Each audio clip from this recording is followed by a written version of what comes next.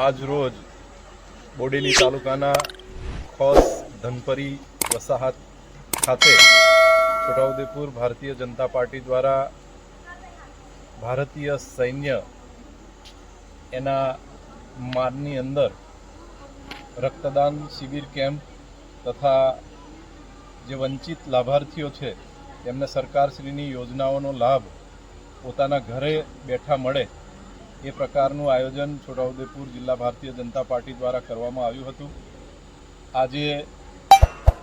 વિધવા પેન્શન યોજના, સંકટ મોચન યોજના, Aadhaar card update, ration card, KYC કરવા, આ પ્રકારની તમામ જે સરકારની જે યોજનાઓ છે, સુવિધાઓ છે એ માટેનું અહીંયા આગળ કેમ્પ કરવામાં આવ્યું હતું અને લગભગ 500થી 600 જેટલા લાભાર્થીઓએ લાભ લીધો તથા આશરે 21 જેટલા રક્તદાતાઓએ ભારતીય સેનાને આજે રક્તદાન કરી અને ઓપરેશન સિંદૂરને સફળ બનાવવા બદલ આભાર વ્યક્ત કર્યો।